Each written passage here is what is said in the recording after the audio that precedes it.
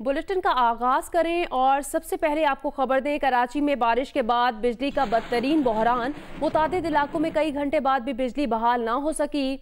Akhtar colony में 10 घंटे गुजरने के बावजूद बिजली ना आई। कोरंगी, नासिर जम, PNT सोसाइटी, लखनऊ सोसाइटी में भी बिजली की फराहमी मुअत्तल। गडाब, काठोर, गुलशन मेमार, शादमान टाउन, एहसनाबाद में भी बिजली गायब। मलीर, सऊदाबाद, न्यू कराची में भी बिजली मुअत्तल है। फेडरल बी एरिया के मुख्तलिफ blocks, Jamshed road, Hyderabad colony, lines area, defence, Korangi, Baldia town, Surjani town में भी बिजली कई घंटों से गायब है।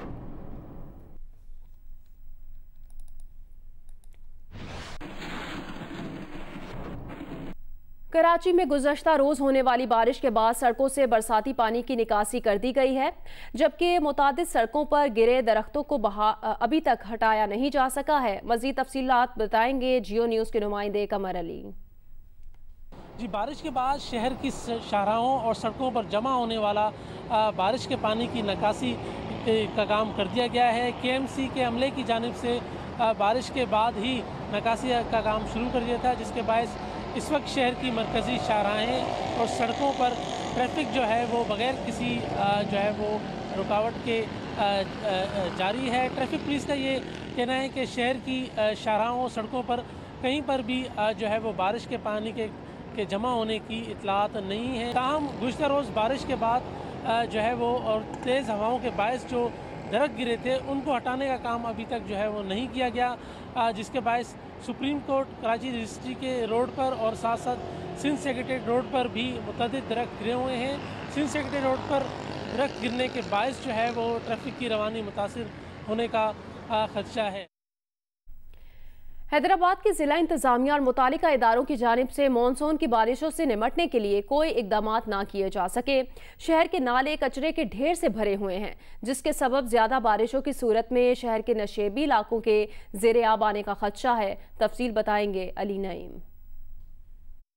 जी बिल्कुल, मानसून की बारिशों से निमटने के लिए हैदराबाद की ज़िला इंतजामिया और मुताल्लिका इदारों की जानिब से किसी किस्म के इक़दामात नहीं उठाए गए हैं। ये सूरत हाल न सिर्फ इस नाले की है, बल्कि हैदराबाद के जो मरकज़ी 5 नाले हैं जिसके ऊपर हैदराबाद के ड्रेनेज का निज़ाम मुनहसर है, उन सारे नालों की यही सूरत हाल है। NDMA की जानिब से अर्बन फ्लडिंग की वार्निंग भी जारी की जा चुकी है। अगर सूरत हाल ये है तो हैदराबाद के जो नशेबी इलाके हैं वो ज़ेरे आब आने का खदशा है और गुज़िश्ता साल की तरह हैदराबाद के शहरियों को एक दफ़ा फिर से तकलीफ़ उठाना पड़ेगी। तो अगर ज़िला इंतज़ामिया और जो मुताल्लिका इदारे हैं उनकी जानिब से कोई फ़ौरी तौर पर इक़दामात ना उठाए गए तो। पंजाब में 20 किलो आटे का थैला 860 रुपये में ही मिलेगा, महंगा नहीं होगा। आटा मिल्स एसोसिएशन और पंजाब हुकूमत के दरमियान मामला तय पा गए। चेयरमैन आटा मिल्स एसोसिएशन आसिम रजा के मुताबिक हुकूमत ने गंदम इजरा पॉलिसी में गलती ठीक करने का फैसला कर लिया। आटा मिल्स को आबादी की बुनियाद पर कोटा मिलेगा। उन्होंने कहा कि आटा महंगा होने पर रोटी महंगी हुई। दूसरी जानिब शहरियों का कहना है आटा सस्ता होने के ऐलान पर अब तक रोटी सस्ती नहीं हुई, इसलिए हुकूमत एक्शन ले। खैबर पख्तूनख्वा में भी आटे की कीमतें अब तक कम ना हो सकी। सूबे में सुपर फाइन आटे का 20 किलो का थैला 1170 रुपये में दस्तयाब है।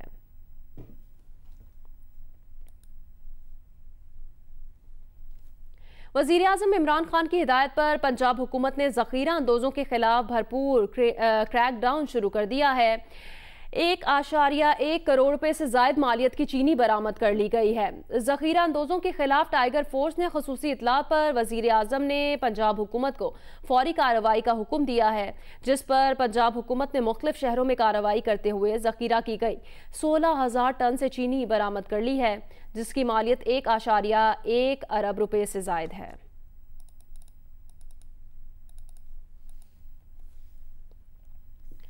वज़ीर आज़म इमरान खान ने कहा कि माजी में दरामदी ईंधन से चलने वाली बिजली के मंसूबे लगाए गए, जिसकी मुल्क को भारी कीमत अदा करना पड़ी है। आज़ाद पतन हाइडल पावर प्रोजेक्ट मंसूबे पर दस्तखत की तकरीब से खिताब करते हुए वज़ीर आज़म ने कहा, दरामदी ईंधन से बनने वाली महंगी बिजली से मुल्क की सनतों को नुकसान हुआ। ये एक कर्जा लेके हम पावर प्रोजेक्ट नहीं बना रहे, ये एक इन्वेस्टमेंट है पाकिस्तान में। हमें पता है हमने कर्जे लेके पावर प्रोजेक्ट्स बनाए हैं और उनका बड़ी भारी कीमत देनी पड़ती है मुल्क को। ये है हाइड्रो पावर प्रोजेक्ट। हमारी बदकिस्मती है कि हमने बजाय उस फ्यूल से बिजली बनाते जो पाकिस्तान में मिल सकता है, हमने इंपोर्ट करके फ्यूल से जो बिजली बनाई, उससे पाकिस्तान को एक बड़ी भारी कीमत अदा करनी पड़ी। तब से हमारी इंडस्ट्री को भी नुकसान हुआ, हम मुकाबला ना कर सके, हमारा रुपए के ऊपर प्रेशर पड़ता था, रुपया गिरता था, बिजली की कीमत बढ़ जाती थी। Chairman CPEC authority lieutenant general retired Asim Salim Bajwa ने तकरीब से खिताब में कहा, 2 हाइडल पावर मंसूबों से 1800 मेगावाट बिजली पैदा होगी। ये मजमूई तौर पर $4 अरब की सरमायाकारी है। 8000 मुलाजमतें पैदा होंगी। ये दूसरा हाइडल पावर प्रोजेक्ट है जो हम साइन करने जा रहे हैं। मजमूई तौर पर हम 1800 मेगावाट बिजली पैदा करने जा रहे हैं, $4 बिलियन की इन्वेस्टमेंट करने जा रहे हैं और 8000 नौकरियां के मौके पैदा करने जा रहे हैं। मिस्टर प्राइम मिनिस्टर, हम जा रहे हैं सस्ती बिजली की तरफ, महंगे इंपोर्टेड फ्यूल की बजाय अपना इंडिजिनस रिसोर्स यूज़ करने की तरफ और महंगे कर्ज़ों की बजाय इन्वेस्टमेंट की तरफ। पाक फौज ने कारगिल जंग में निशान हैदर पाने वाले 2 मादरे वतन के अजीम सपूतों को खिराज अकीदत पेश किया है। Army chief general Qamar Javed Bajwa का कहना है, मादरे वतन के दिफा के लिए अपनी जान निछावर करने से बढ़कर कोई एजाज नहीं। कौम को अपने बहादुर बेटों पर फख्र है। उन्होंने कहा, कैप्टन कर्नल शेर खान शहीद और हवलदार लालिक जान शहीद बहादुरी, लाजवाल जज्बे और मिसाली क़यादत का दरख्शंदा बाब हैं। DGISPR के मुताबिक army chief general Qamar Javed Bajwa ने कहा कि मादरे वतन के दिफा के लिए अपनी जान निछावर करने से बढ़कर कोई एजाज नहीं। कौम को अपने बहादुर बेटों पर फख्र है। आर्मी चीफ ने कहा, हर कीमत पर मुल्क की दिफा के लिए बहादुरी से डटे रहना ही धरती माँ के बेटों का शेवा है। DGISPR ने कहा कि खैबर पख्तूनख्वा के ज़िला स्वाबी और गिलगित बल्तिस्तान के ज़िला गिज़र से ताल्लुक़ रखने वाले जंगी हीरोज़ ने अपने खून से हर मुश्किल के खिलाफ अज़्म व हिम्मत की तारीख रकम की।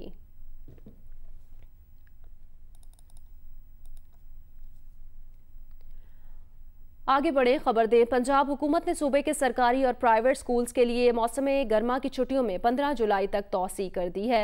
महकमा स्कूल एजुकेशन के नोटिफिकेशन के मुताबिक पंजाब के तमाम सरकारी और निजी स्कूल्स मौसम गर्मा की छुट्टियों के सिलसिले में 15 जुलाई तक बंद रहेंगे। पंजाब हुकूमत ने सूबे के सरकारी और प्राइवेट स्कूल्स के लिए मौसम गर्मा की छुट्टियों में 15 जुलाई तक तौसी कर दी है।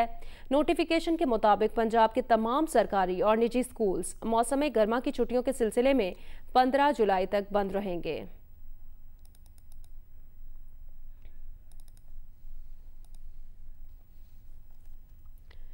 कोरोना वायरस के मरीजों की तादाद में मुसलसल इजाफा हो रहा है, लेकिन सरगोदा के DHQ टीचिंग अस्पताल में बजट को जवाज बनाकर सैनिटाइजर्स, गेट, हाथ धोने की मशीनें और साबुन की सहूलत खत्म कर दी गई है। तफसील बताएंगे मलिक मोहम्मद असगर। जी, मुल्क के दीगर हिस्सों की तरह सरगोदा में भी कोरोना से मुतासरा मरीजों की तादाद में मुसलसल इजाफा होता चला जा रहा है। कोरोना से मुतासरा मरीजों के हवाले से DHQ टीचिंग अस्पताल सरगोदा में आने वाले मरीजों और उनके लवाहकीन के लिए सैनिटाइज़र गेट लगाया गया था, जबकि वहां पर साबुन और पानी रखा गया था। गुज़िश्ता कई दिनों से यहां पर ना सैनिटाइज़र गेट ख़त्म कर दिया गया है, बल्कि हाथ धोने की सहूलत, हर चीज़ यहाँ से ख़त्म कर दी गई है। कोरोना के हवाले से खदशात, हुकूमती हदायत अपनी जगह, लेकिन ज़रूरत इस अमर की है कि DHQ टीचिंग अस्पताल सरगोदा में कोरोना के हवाले से लोगों को ज़्यादा से ज़्यादा तहफ़्फ़ुज़ फराहम किया जा सके। कोरोना वायरस सिर्फ लोगों की सेहत ही नहीं छीन रहा, बल्कि फैसलाबाद के एक बुजुर्ग जोड़े से कोरोना वायरस ने उनका रोजगार, 2 वक्त की रोटी और इलाज के लिए दवाई तक की सहूलत छीन ली है। हालात इस कदर मुश्किल हो गए हैं कि अब सर की छत भी जाती नजर आ रही है। लॉकडाउन से मुतासिरा इस बुजुर्ग जोड़े की बेबसी की दास्तान बताएंगे इरफानुल्लाह। पीलियां अखां, मैले चेहरे, रैन उदास शाम सवेरे, टुरदियां फिरदियां लाशां बनियां, बीमारियां होइयां ने लमियां। ये कोई ख्याली शायरी नहीं, बल्कि 75 साला मोहम्मद इलियास और उसकी बीवी की दास्तान गम है। कोरोना वायरस के बायस बच्चों के स्कूल कई माह से बंद हैं और स्कूल के बाहर एक रेडी पर अशिया फरोख्त करने वाले बुजुर्ग जोड़े की आमदन भी बंद है।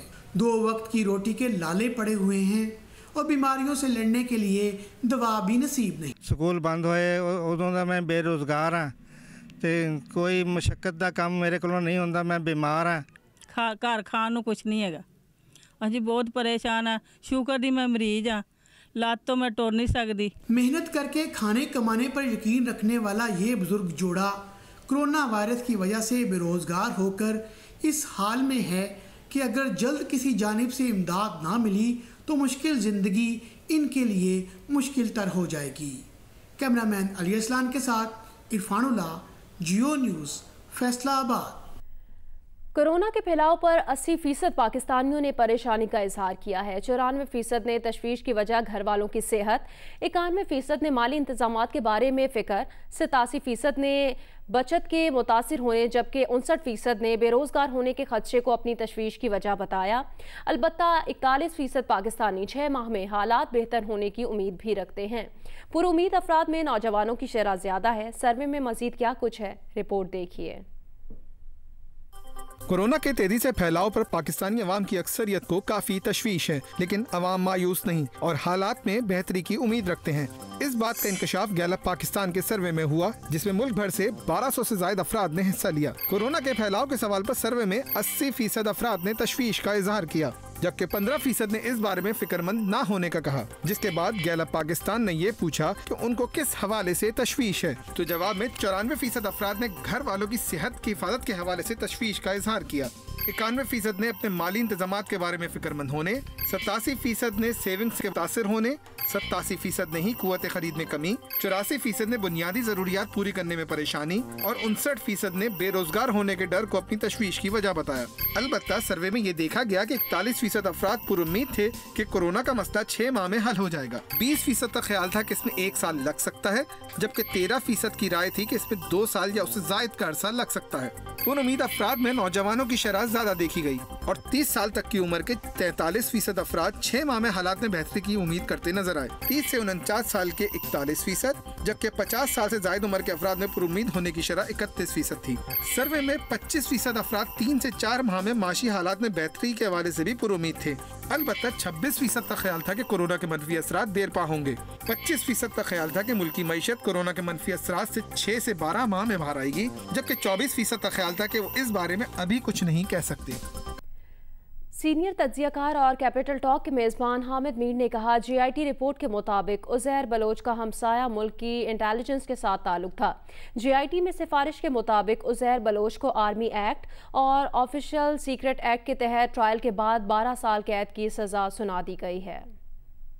जो उज़ैर बलोच वाली जो GIT रिपोर्ट थी, जो 2016 में बनाई गई थी, ये पब्लिक ना होने की एक वजह ये थी कि इस GIT रिपोर्ट के मुताबिक उज़ैर बलोच के एक हमसाया मुल्क की इंटेलिजेंस के साथ ताल्लुक़ थे और इसमें जो लास्ट पैराग्राफ है, उनकी meeting with Iranian intelligence officer through Haji Nasir, और उसकी आगे डिटेल्स भी हैं। और आगे जो कहा गया है कि the accused is found involved in espionage activities by providing secret information, sketches regarding army installations and officials to foreign agents, which is violation of Official Secret Act 1923. और आगे कहा गया कि it is strongly recommended that the accused be tried under Pakistan Army Act for his involvement in espionage activities which falls under Official Secret Act 1923. और हमारी इतला के मुताबिक ये जो उज़ैर बलोच है, इसको पाकिस्तान आर्मी एक्ट और ऑफिशियल सीक्रेट एक्ट के तहत इसका ट्रायल करके इसको कन्विक्ट कर दिया गया। इसको 12 साल कैद की सज़ा सुना दी गई है, लेकिन जो इसने 198 के करीब कत्ल किए हैं उस पर मुकदमात अलहदा चलेंगे। स्टेट बैंक की कोरोना सद्देबाब के लिए अस्पतालों की रीफाइनेंसिंग का दायरा कार वसी कर दिया गया। स्कीम के तहत 2 जुलाई तक तकरीबन 6.5 अरब की फाइनेंसिंग की मंजूरी दी गई है। स्टेट बैंक के जारी करदा एलामिये के मुताबिक कोरोना सद्देबाब रीफाइनेंसिंग स्कीम में वबा के लिबास, मास्क, टेस्टिंग किट, वेंटिलेटर्स और अस्पताल के बिस्तर तैयार करने वालों को शामिल किया गया है। स्कीम के जरिए कलील मयारात के अस्पताल के क़याम और मौजूदा अस्पतालों में तोसी के लिए भी रीफाइनेंसिंग हासिल की जा सकेगी। स्टेट बैंक ने कोरोना सद्देबाब स्कीम रवा साल मार्च में मुतारिफ कराई थी। स्कीम के तहत अस्पतालों को तिबी सहूलियात बेहतर बनाने के लिए 3% शरह पर 5 साला कर्ज जारी किए जा रहे हैं। मरकजी बैंक के मुताबिक स्कीम के जरिए 2 जुलाई से 6 अरब 40 करोड़ रुपए मालियत के कर्जों की मंजूरी दी जा चुकी है।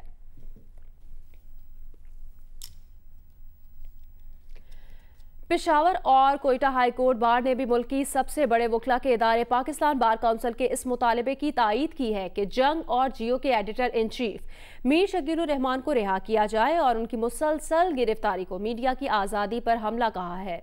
Peshawar high court bar association के नौमुंतखब सदर खालिद अनवर आफरीदी का कहना है मीर शकील उर रहमान को सिर्फ हक और सच लिखने पर इंतकाम का निशाना बनाया जा रहा है। Chairman Balochistan bar council human rights committee Rahib Khan Buledi advocate का कहना है हुकूमत इंतकामी कार्रवाई करके जंग और जियो को खामोश कराना चाहती है। कोयटा बार एसोसिएशन के सदर आसिफ रैकी का कहना है जियो न्यूज़ के editor in chief Mir Shakeel उर रहमान को मुसलसल हिरासत में रखना सरासर ज्यादती और जुल्म है। गुज़श्ता रोज़ पाकिस्तान बार काउंसिल की एग्जीक्यूटिव कमेटी के आज़म नज़ीर तारर एडवोकेट की ज़ेर सदारत इजलास में जंग और जियो के editor in chief Mir Shakeel उर रहमान की गिरफ्तारी की मजम्मत की करारदाद मंजूर की गई। करारदाद में कहा गया कि मीर शकील उर रहमान की 34 साल पुराने मशकूक मुकदमे में गिरफ्तारी बदनीयती पर मबनी है। वकला बिरादरी का सहाफ़ी बिरादरी से यकजहती का इजहार। मीर शकील उर रहमान के मुकदमे की समाअत पर vice chairman Pakistan bar council Abid Saqi और member executive committee Tahir Nasrullah Warraich अदालत जाएंगे। एग्जीक्यूटिव कमेटी के इजलास में सदर supreme court bar Syed Kalbe Hasan, Ahsan Bhon advocate, Akhtar Hussain और दीगर ने भी शिरकत की।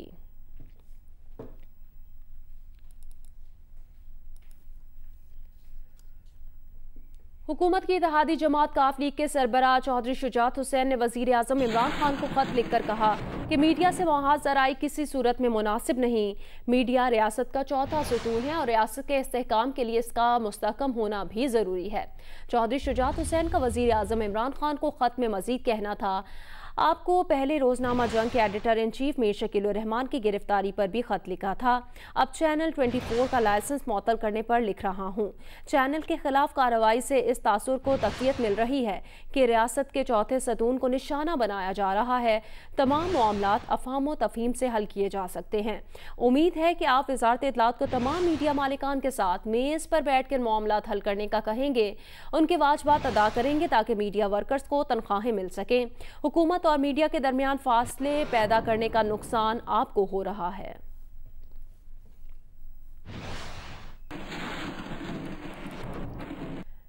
जंग और जियो के editor in chief Mir Shakeel उर रहमान की रिहाई के लिए लंदन में पाकिस्तान हाई कमीशन के बाहर मुजाहिरा किया गया। रिपोर्ट करेंगे मुर्तज़ा अली शाह।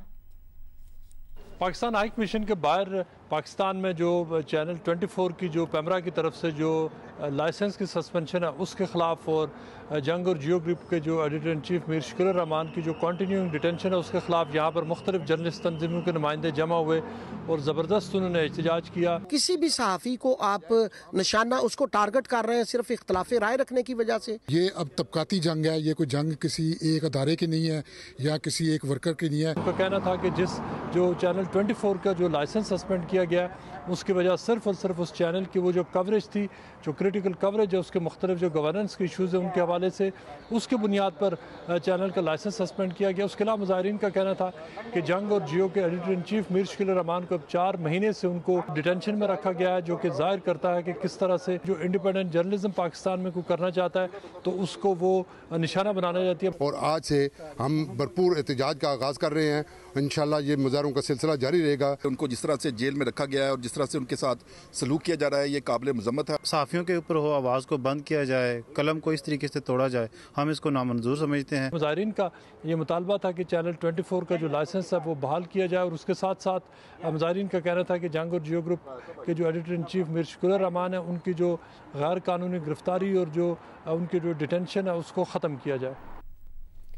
कोरोना वायरस के बारे में स्पेन में की गई स्टडी ये बात सामने लाई है कि स्पेन की आबादी का सिर्फ 5% ही एंटीबॉडीज तैयार कर सका है, जिससे ये बात साबित होती है कि कोरोना से बचाव के लिए हर्ड इम्यूनिटी हासिल नहीं की जा सकती। स्पेन के मेडिकल जर्नल द लैंसेट में शाया की गई स्टडी के नताइज से पता चलता है कि स्पेन की 95% आबादी अब भी कोरोना वायरस का शिकार हो सकती है, जबकि हर्ड इम्यूनिटी इस वक्त हासिल होती है जब काफ़ी आबादी वायरस या बैक्टीरिया से मुतासिर हो और इसका फैलाव रोकने के लिए कोई वैक्सीन दी जाए। European centre for disease control का कहना है स्पेन भर में 61,000 से ज़ायद अफराद के नमूने लिए गए हैं, जिससे लगता है कि यूरोपीय मुल्कों में कोरोना के सिलसिले में जारी दर्जन भर स्टडीज़ में अब तक की सबसे बड़ी स्टडी है।